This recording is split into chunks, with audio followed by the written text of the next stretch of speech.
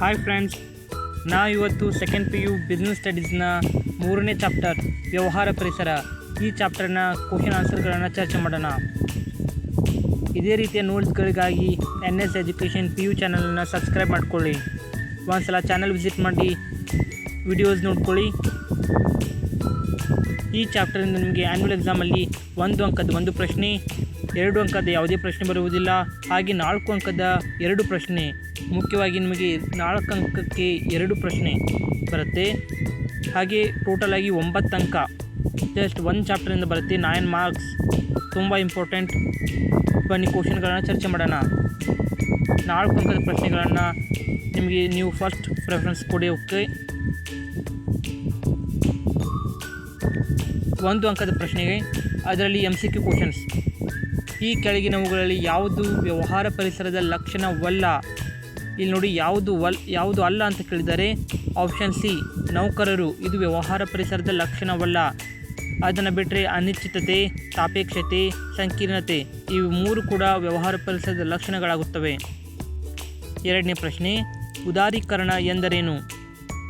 ಉದಾರೀಕರಣ ಎಂದರೆ option B ಕಡಿತಗೊಳಿಸಲಾದ ಸರ್ಕಾರಿ ನಿಯಂತ್ರಣ ಮತ್ತು ನಿರ್ಬಂಧಗಳು. ಇದು ಸರಿಯಾದ ಉತ್ತರ.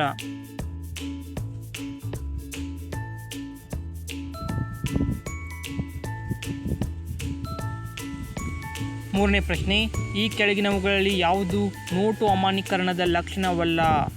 ಆಪ್ಷನ್ ಡಿ ಕ್ಷಿಪ್ರ ಬದಲಾವಣೆಗಳನ್ನು ಸಮರ್ಥವಾಗಿ ನಿಭಾಯಿಸುವುದು. ಇದು ನೋಟು ಅಮಾನ್ಯೀಕರಣದ ಲಕ್ಷಣವಲ್ಲ. 4ನೇ ಪ್ರಶ್ನೆ, ಇದು ಹಾಟ್ಸ್ ಕ್ವಶನ್. ಕೋವಿಡ್-19 ಸಂದರ್ಭದಲ್ಲಿ ಮಾಸ್ಕ್ ಮತ್ತು PPE ಕಿಟ್ಗಳ ಕಡ್ಡಾಯ ಬಳಕೆಗೆ ಕಾರಣವಾದ ವ್ಯವಹಾರ ಪರಿಸರದ ಸಂಬಂಧಿತ ಆಯಾಮವನ್ನು ಗುರುತಿಸಿ. ಇದಕ್ಕೆ ಆನ್ಸರ್ ಕಾನೂನಾತ್ಮಕ ಆಯಾಮ, ಆಪ್ಷನ್ ಬಿ ಆಗುತ್ತೆ. ಇದು ಹಾಟ್ಸ್ ಕ್ವಶನ್. ನಿಮ್ಮ ಆ್ಯನ್ಯುವಲ್ ಎಕ್ಸಾಮ್ಗೆ ಅಥವಾ ನಿಮ್ಮ ಯಾವುದೇ ಎಕ್ಸಾಮ್ಗಾದರೂ ಈ ಚಾಪ್ಟರಿಂದ ಹಾಟ್ಸ್ ಕ್ವಶನ್ ಅಂತೂ ಪಕ್ಕ 100% ಅಂತೂ ಬಂದೇ ಬರುತ್ತೆ.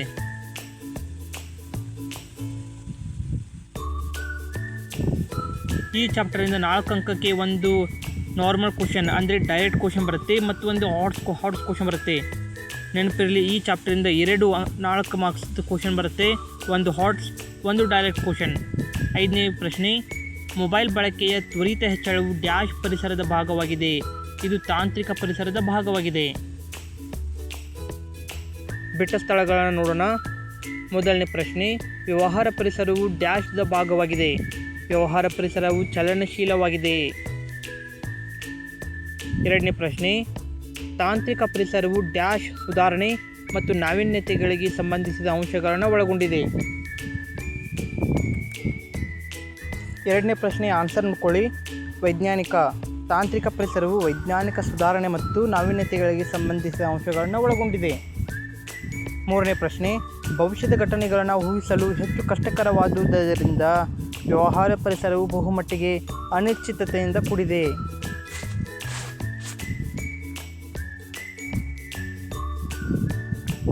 4ನೇ ಪ್ರಶ್ನೆ, ಡ್ಯಾಶ್ ಪರಿಸರವು ಸರಕುಗಳ ಬೇಡಿಕೆ ಮತ್ತು ಪೂರೈಕೆಯ ಮೇಲೆ ಪರಿಣಾಮ ಬೀರುತ್ತದೆ. ಆರ್ಥಿಕ ಪರಿಸರವು ಸರಕುಗಳ ಬೇಡಿಕೆ ಮತ್ತು ಪೂರೈಕೆ ಮೇಲೆ ಪರಿಣಾಮ ಬೀರುತ್ತದೆ. 5ನೇ ಪ್ರಶ್ನೆ, ಗ್ರಾಹಕ ರಕ್ಷಣಾ ಕಾಯ್ದೆಯು ಕಾನೂನಾತ್ಮಕ ಪರಿಸರದಲ್ಲಿ ಬರುತ್ತದೆ. ಹೊಂದಿಸಿ ಬರೆಯಿರಿ. ಬಾಹ್ಯ ಶಕ್ತಿಗಳ ಸಮಷ್ಟಿ, ಇದು ವ್ಯವಹಾರ ಪರಿಸರದ ಲಕ್ಷಣಕ್ಕೆ ಬರುತ್ತೆ. ಬಂಡವಾಳ ಹಿಂತೆಗೆತ, ಸಾರ್ವಜನಿಕ ಕ್ಷೇತ್ರಗಳಲ್ಲಿನ ಷೇರುಗಳನ್ನು ಖಾಸಗಿ ವ್ಯಕ್ತಿಗಳಿಗೆ ವಿಕ್ರಯಿಸುವುದು. ಜಾಗತೀಕರಣ, ದೇಶದ ಅರ್ಥವ್ಯವಸ್ಥೆಯನ್ನು ವಿವಿಧ ದೇಶದ ಅರ್ಥವ್ಯವಸ್ಥೆಯೊಂದಿಗೆ ಸಂಯೋಜಿಸುವುದು. ಉಪಭೋಗದ ಹವ್ಯಾಸ, ಇದು ಸಾಮಾಜಿಕ ಪರಿಸರ. ನೋಟು ಅಮಾನ್ಯೀಕರಣ ನವೆಂಬರ್ 8, 2016. ಬೇಕಾದರೆ ಆನ್ಸರ್ ನೋಡ್ಕೊಳ್ಳಿ. ಬಾಹ್ಯ ಶಕ್ತಿಗಳ ಸಮಷ್ಟಿ, ವ್ಯವಹಾರ ಪರಿಸರ ಲಕ್ಷಣ, ಬಂಡವಾಳ ಹಿಂತೆಗೆತ, ಸಾರ್ವಜನಿಕ ಕ್ಷೇತ್ರಗಳಲ್ಲಿನ ಷೇರುಗಳನ್ನು ಖಾಸಗಿ ವ್ಯಕ್ತಿಗಳಿಗೆ ವಿಕ್ರಯಿಸುವುದು. ಜಾಗತೀಕರಣ, ದೇಶದ ಅರ್ಥವ್ಯವಸ್ಥೆಯನ್ನು ವಿವಿಧ ದೇಶದ ಅರ್ಥವ್ಯವಸ್ಥೆಯೊಂದಿಗೆ ಸಂಯೋಜಿಸುವುದು. ಉಪಭೋಗದ ಹವ್ಯಾಸ, ಸಾಮಾಜಿಕ ಪರಿಸರ. ಹಾಗೆ ನೋಟು ಅಮಾನ್ಯೀಕರಣ ನವೆಂಬರ್ 8, 2016 ಆಗಿತ್ತು. ಅದೇ ಅದರ ಆನ್ಸರ್. ಒಂದು ಪದ ಅಥವಾ ಒಂದು ವಾಕ್ಯಗಳಲ್ಲಿ ವಿವರಿಸಬೇಕಾಗ್ತದೆ. ಉದಾರೀಕರಣ ಎಂದರೇನು? ಉದಾರೀಕರಣ ಎನ್ನುವುದು 1991ರ ನೂತನ ಆರ್ಥಿಕ ನೀತಿಯ ಒಂದು ಪ್ರಮುಖ ತತ್ವವಾಗಿದ್ದು, ಅರ್ಥವ್ಯವಸ್ಥೆಯಲ್ಲಿರುವ ಅನಾವಶ್ಯಕ ಸರ್ಕಾರಿ ನಿಯಂತ್ರಣ ಮತ್ತು ನಿರ್ಬಂಧಗಳನ್ನು ಕಡಿಮೆಗೊಳಿಸುವುದಾಗಿದೆ. ಜಸ್ಟ್ ಈ ಲಾಸ್ಟ್ ಲೈನ್ ನೋಡ್ಕೊಳ್ಳಿ. ಅರ್ಥವ್ಯವಸ್ಥೆಯಲ್ಲಿರುವ ಅನವಶ್ಯಕ ಸರ್ಕಾರಿ ನಿಯಂತ್ರಣ ಮತ್ತು ನಿರ್ಬಂಧಗಳನ್ನು ಕಡಿಮೆಗೊಳಿಸುವುದಾಗಿದೆ. LPGಯನ್ನು ವಿಸ್ತರಿಸಿ, ಇದು ತುಂಬ ಇಂಪಾರ್ಟೆಂಟ್. L ಅಂದರೆ ಲೈಬ್ರಲೈಸೇಷನ್ ಉದಾರೀಕರಣ, P ಅಂದರೆ ಪ್ರೈವೇಟೈಸೇಷನ್ ಖಾಸಗೀಕರಣ, G ಅಂದರೆ ಗ್ಲೋಬಲೈಸೇಷನ್ ಜಾಗತೀಕರಣ. 2016ನೇ ಇಸ್ವಿ ನವೆಂಬರ್ 8ರಂದು ಭಾರತ ಸರ್ಕಾರವು ನೋಟುಗಳ ಅಮಾನ್ಯೀಕರಣ ಮಾಡಿದ ಯಾವುದಾದರೂ ಒಂದು ಕರೆನ್ಸಿ ನೋಟಿನ ಮೌಲ್ಯ ತಿಳಿಸಿ. ಅವುಗಳೆಂದರೆ 500 ನೋಟು ಮತ್ತು 1000 ನೋಟು. 4ನೇ ಪ್ರಶ್ನೆ, BIFR ಎಂದರೇನು ಅಂದರೆ ಅದರ ವಿಸ್ತರಿಸಿ. BIFRನ full form board of industrial and financial reconstruction. 5ನೇ ಪ್ರಶ್ನೆ, ವ್ಯವಹಾರ ಪರಿಸರದ ಅರ್ಥ ನೀಡಿ. ವ್ಯವಹಾರ ಸಂಸ್ಥೆಯ ಮೇಲೆ ಪರಿಣಾಮ ಬೀರುವ ಆದರೆ ಅದರ ನಿಯಂತ್ರಣದಲ್ಲಿ ಇಲ್ಲದ ಎಲ್ಲ ಅಂಶಗಳ ಒಟ್ಟು ಮೊತ್ತವೇ ವ್ಯವಹಾರ ಪರಿಸರವಾಗಿದೆ. ಈ ಎರಡು ಫುಲ್ ಫಾರ್ಮ್ ತುಂಬ ಇಂಪಾರ್ಟೆಂಟ್ ಆಗುತ್ತೆ. LPG ಮತ್ತು BIFR ಇದು ಬಂದೇ ಬರುತ್ತೆ. 4 ಅಂಕದ ಪ್ರಶ್ನೆಗಳು ನೋಡೋಣ. 4 ಅಂಕದ ಪ್ರಶ್ನೆಗಳನ್ನ 10ರಿಂದ 12 ಭಾಷೆಗಳು ವಿವರಿಸಬೇಕಾಗ್ತದೆ.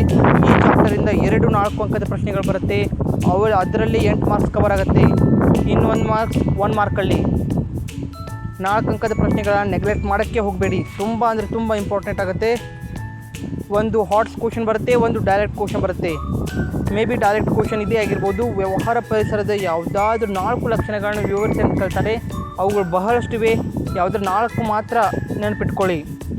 ಮೊದಲನೇದು ಬಾಹ್ಯ ಶಕ್ತಿಗಳ ಸಮಷ್ಟಿ. ಅಂದರೆ ವ್ಯವಹಾರ ಪರಿಸರವು ವ್ಯವಹಾರ ಸಂಸ್ಥೆಯ ಹೊರಗಿನ ಶಕ್ತಿ ಅಥವಾ ಅಂಶಗಳ ಒಟ್ಟು ಮೊತ್ತವಾಗಿದೆ. ಅಂದರೆ ಸಂಸ್ಥೆ ಮೇಲೆ ಪರಿಣಾಮ ಬೀರುವ ಆದರೆ ಅದರ ನಿಯಂತ್ರಣದಲ್ಲಿ ಇಲ್ಲದ ಎಲ್ಲ ಅಂಶಗಳ ಒಟ್ಟು ಮೊತ್ತವೇ ವ್ಯವಹಾರ ಪರಿಸರವಾಗಿದೆ. ನಿರ್ದಿಷ್ಟ ಮತ್ತು ಸಾಮಾನ್ಯ ಶಕ್ತಿಗಳು. ವ್ಯವಹಾರ ಪರಿಸರವು ನಿರ್ದಿಷ್ಟ ಮತ್ತು ಸಾಮಾನ್ಯ ಶಕ್ತಿಗಳೆರಡನ್ನೂ ಒಳಗೊಂಡಿದೆ. ಇದೇ ಅದರ ಆನ್ಸರ್ನ ಒಂದ್ಸಲ ನೋಡ್ಕೊಳ್ಳಿ.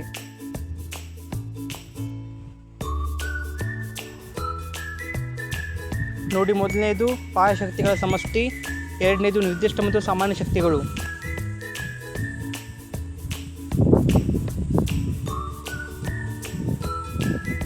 ಮೂರನೇ ಲಕ್ಷಣ ನೋಡೋಣ, ಪರಸ್ಪರ ಸಂಬಂಧ. ಇದು ಮೂರನೇ ಲಕ್ಷಣ. ವ್ಯವಹಾರ ಪರಿಸರದ ವಿವಿಧ ಶಕ್ತಿಗಳು ನಿಕಟವಾದ ಅಂತರ್ಸಂಬಂಧವನ್ನು ಹೊಂದಿರುತ್ತವೆ. ಅಂದರೆ ಒಂದು ಆಯಾಮದಲ್ಲಿನ ಬದಲಾವಣೆಗಳು ಇನ್ನೊಂದು ಆಯಾಮದಲ್ಲಿನ ಬದಲಾವಣೆಗಳಿಗೆ ಕಾರಣವಾಗುತ್ತವೆ. 4ನೇದು ಚಲನಶೀಲ ಸ್ವರೂಪ. ಗ್ರಾಹಕರ ಬಯಕೆಗಳು, ತಾಂತ್ರಿಕ ಸುಧಾರಣೆಗಳು, ಬಳಕೆದಾರರ ಆದ್ಯತೆಗಳು, ವೈಜ್ಞಾನಿಕ ಸಂಶೋಧನೆಗಳು ಮತ್ತು ನಾವೀನ್ಯತೆಗಳು ಹಾಗೂ ಮಾರುಕಟ್ಟೆಯಲ್ಲಿ ಹೊಸ ಪೈಪೋಟಿದಾರರ ಪ್ರವೇಶ ಮುಂತಾದ ಕಾರಣಗಳಿಂದ ವ್ಯವಹಾರ ಪರಿಸರವು ಯಾವಾಗಲೂ ಬದಲಾಗುತ್ತಲೇ ಇರುವುದರಿಂದ ಅದು ಚಲನಶೀಲ ಸ್ವರೂಪವನ್ನು ಹೊಂದಿದೆ. ಇದು ನೋಡಿ, ಇದು ಹಾಟ್ಸ್ ಕ್ವಶನೇ ಅಲ್ಲ, ತುಂಬ ಅಂದರೆ ತುಂಬ ಈಸಿಯೆಸ್ಟ್ ಕ್ವಶನ್. ಸೆಕೆಂಡ್ ಕ್ವಶನ್ ನೋಡಿ, ವ್ಯವಹಾರ ಸಂಸ್ಥೆಯ ಯಶಸ್ಸಿನ ಮೇಲೆ ಪ್ರಭಾವ ಬೀರುವ ವ್ಯವಹಾರ ಪರಿಸರದ ಮೂಲಾಂಶ ಅಂದರೆ ಆಯಾಮಗಳನ್ನು ತೋರಿಸುವ ಒಂದು ರೇಖಾಚಿತ್ರದ ಮೂಲಕ ವಿವರಿಸಿ. ಓಕೆ, ವಿವರಿಸಿ ಇಲ್ಲ, ಅದರ ಜಸ್ಟ್ ರೇಖಾಚಿತ್ರವನ್ನು ತೆಗೆದರೆ ಸಾಕು. 4ಕ್ಕೆ 4 ಅಂಕ. ಏನೂ ಇಲ್ಲ, 2 ಸರ್ಕಲ್ ತೆಗಿಬೇಕು, 2 ವೃತ್ತ. ಮೊದಲನೇ ವೃತ್ತ ಅಂದರೆ ಸಣ್ಣ ವೃತ್ತದಲ್ಲಿ ವ್ಯವಹಾರ ಪರಿಸರದ ಆಯಾಮಗಳು ಅಥವಾ ವ್ಯವಹಾರ ಪರಿಸರ ಅಂದರೆ ಅಷ್ಟೇ ಬರೆಯಿರಿ. ಇನ್ನು 2ನೇ ವೃತ್ತದಲ್ಲಿ 5 ಭಾಗ ಮಾಡಿ. ಮೊದಲನೇ ಭಾಗದಲ್ಲಿ ಆರ್ಥಿಕ ಪರಿಸರ, 2ನೇ ಭಾಗದಲ್ಲಿ ಸಾಮಾಜಿಕ ಪರಿಸರ, 3ನೇ ಭಾಗದಲ್ಲಿ ರಾಜಕೀಯ ಪರಿಸರ, ನಂತರ ಕಾನೂನಾತ್ಮಕ, ಹಾಗೆ ನಂತರ ತಾಂತ್ರಿಕ ಪರಿಸರ. ತುಂಬ ಅಂದರೆ ತುಂಬ ಈಸಿಯೆಸ್ಟ್ ಕ್ವಶನ್. ಇದು ನಿಮ್ಮ ಎಕ್ಸಾಮಲ್ಲಿ ಬಂದರೆ ನಿಮಗೆ 4 ಅಂಕ ಅಂತೂ ತುಂಬ ಈಸಿಯಾಗಿ ತೊಗೋಬೋದು. ಈ ಚಾಪ್ಟರಿಂದ ಒಂದು ಡೈರೆಕ್ಟ್ ಕ್ವಶನ್, ಒಂದು ಹಾಟ್ಸ್ ಕ್ವಶನ್ ಬರುತ್ತೆ. ಈ ಹಾಟ್ಸ್ ಕ್ವಶನ್ ಬಂದರೂ ಏನೂ ಆಶ್ಚರ್ಯ ಪಡುವಂಥದ್ದೇನಿಲ್ಲ, ತುಂಬ ಈಸಿಯೆಸ್ಟ್ ಕ್ವಶನ್. ಜಸ್ಟ್ 2 ವೃತ್ತ ತೆಗೆಯಿರಿ. 2 ವೃತ್ತ ತೆಗೆದು 2ನೇ ವೃತ್ತದಲ್ಲಿ 5 ಭಾಗ ಮಾಡ್ಕೊಳ್ಳಿ ಅಷ್ಟೇ. 3ನೇ ಪ್ರಶ್ನೆ, ಎಲ್ಲ ಕ್ಷೇತ್ರಗಳಲ್ಲಿ ಕೆಲಸ ಮಾಡುವ ಮಹಿಳೆಯರ ಸಂಖ್ಯೆಯು ಹೆಚ್ಚಾಗುತ್ತಿರುವುದರಿಂದ ಪೋಷಕರು ಹೆಣ್ಣು ಮಕ್ಕಳ ಶಿಕ್ಷಣದ ಕಡೆಗೆ ಗಮನ ಹರಿಸುತ್ತಿದ್ದಾರೆ. ಇದು ವ್ಯವಹಾರ ಪರಿಸರದ ಯಾವ ಆಯಾಮಕ್ಕೆ ಸಂಬಂಧಿಸಿದೆ ಅದರ ಬಗ್ಗೆ ಟಿಪ್ಪಣಿ ಬರೆಯಿರಿ. ಇದು ಹಾಟ್ಸ್ ಕ್ವಶನ್. ತುಂಬ ಸ್ವಲ್ಪ ಈಸಿ ಇದೆ. ಬಟ್ ನೀವು ಏನಾದರೂ ಆಯಾಮಗಳ ಬಗೆಗೆ ಟಿಪ್ಪಣಿ ಬರಲಿಲ್ಲ ಅಂದರೆ ಅವ್ರ ಬಗ್ಗೆ ಏನಾದರೂ ನಿಮಗೆ ನಾಲೆಜ್ ಇರಲಿಲ್ಲ ಅಂದರೆ ಈ ಕ್ವಶನ್ ಅಟೆಂಡ್ ಮಾಡೋದು ತುಂಬ ಕಷ್ಟ ಆಗುತ್ತೆ. ಇದು ಸಾಮಾಜಿಕ ಪರಿಸರಕ್ಕೆ ಸೇರ್ತದೆ, ಅದರ ಬಗ್ಗೆ ಟಿಪ್ಪಣಿ ಬರಬೇಕಾಗ್ತದೆ. ನೀವು ಒಂದು ಕೆಲಸ ಮಾಡಿ, ಎಲ್ಲ 5 ಆಯಾಮಗಳ ಬಗೆಗೆ ಸ್ವಲ್ಪ ತಿಳ್ಕೊಂಡು ಹೋಗಿ, ಆ ಆಯಾಮದಲ್ಲಿ ಏನೇನು ಬರುತ್ತೆ, ಏನೇನು ಬರೀಬೇಕಂತ ಆ ಪ್ರಶ್ನೆಯನ್ನು ನೋಡ್ಕೊಳ್ಳಿ. ಇದು 4ನೇ ಪ್ರಶ್ನೆ. ಇದು ತುಂಬ ಈಸಿ ಅಂತ ಏನಲ್ಲ, ಸ್ವಲ್ಪ ನಾಲೆಜ್ ಬೇಕಷ್ಟೇ. ಬಹಳ ಸಲ ರಿಪೀಟ್ ಆಗಿದೆ ನೋಡ್ಕೊಳ್ಳಿ. ಈ ಕೆಳಗಿನಲ್ಲಿ ಸಂಬಂಧಪಟ್ಟ ವ್ಯವಹಾರ ಪರಿಸರದ ಆಯಾಮವನ್ನು ಗುರುತಿಸಿ. ಬ್ಯಾಂಕುಗಳು ಗೃಹ ಸಾಲಗಳ ಮೇಲಿನ ಬಡ್ಡಿ ದರವನ್ನು ಇಳಿಸುತ್ತಿವೆ. ಕೆಲಸ ಮಾಡುವ ಮಹಿಳೆಯರ ಸಂಖ್ಯೆ ಹೆಚ್ಚುತ್ತಿದೆ. ಅಂತರ್ಜಾಲ ಅಥವಾ ಇಂಟರ್ನೆಟ್ ಬಳಸಿ ಬಸ್, ರೈಲ್ವೆ ಟಿಕೆಟ್ ರಿಸರ್ವೇಷನ್ ಮಾಡುವುದು. ಮದ್ಯಪಾನೀಯಗಳಿಗೆ ಜಾಹೀರಾತುಗಳನ್ನು ನಿಷೇಧಿಸಲಾಗಿದೆ. ನೋಡಿ, ಇಲ್ಲಿ ಕ್ಲೂಗಳಿವೆ. ಬ್ಯಾಂಕುಗಳು ಗೃಹ ಸಾಲಗಳ ಮೇಲಿನ ಬಡ್ಡಿ ದರ ಎಂದರೆ ಇದು ಆರ್ಥಿಕ ಪರಿಸರಕ್ಕೆ ಬರುತ್ತೆ. ಓಕೆ. ಕೆಲಸ ಮಾಡುವ ಮಹಿಳೆಯರ ಸಂಖ್ಯೆ ಹೆಚ್ಚುತ್ತಿದೆ. ಮಹಿಳೆಯರು ಇದು ಸಾಮಾಜಿಕ ಪರಿಸರಕ್ಕೆ ಬರುತ್ತದೆ. ಹಾಗೆ ಅಂತರ್ಜಾಲ ಅಥವಾ ಇಂಟರ್ನೆಟ್ ಬಳಸಿ ಬಸ್, ರೈಲ್ವೆ ಟಿಕೆಟ್ ರಿಸರ್ವೇಷನ್ ಮಾಡುವುದು ಇದು ಟೆಕ್ನಾಲಜಿ ಅಂದರೆ ತಾಂತ್ರಿಕ ಪರಿಸರಕ್ಕೆ 100% ತಾಂತ್ರಿಕ ಪರಿಸರಕ್ಕೆ ಬರುತ್ತೆ.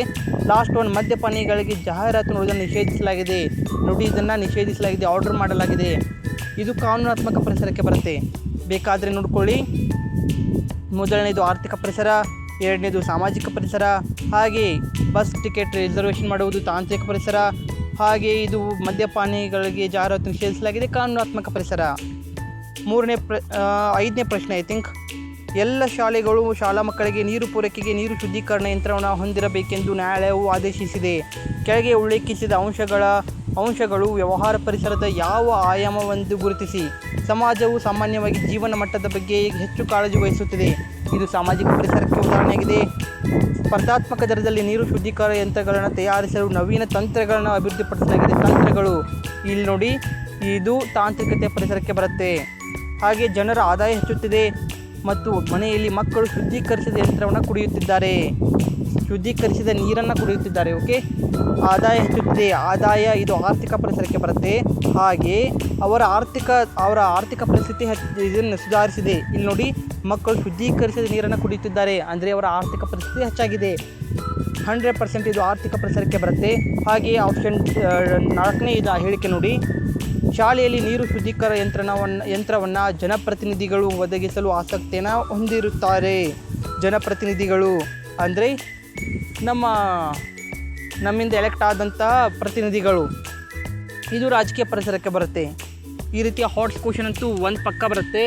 ಇನ್ನೊಂದು ಡೈರೆಕ್ಟ್ ಕ್ವಶನ್ ಬರುತ್ತೆ. ಲೈಕ್ ವ್ಯವಹಾರ ಪರಿಸರದ 4 ಲಕ್ಷಣಗಳು, 4 ಮಿತಿಗಳು, ಈ ರೀತಿ ಬರುತ್ತೆ. 4 ಮಾರ್ಕ್ಸ್ ಕ್ವಶನ್ ಅಂತೂ ನೆಗ್ಲೆಕ್ಟ್ ಮಾಡೋಕ್ಕೆ ಹೋಗಬೇಡಿ.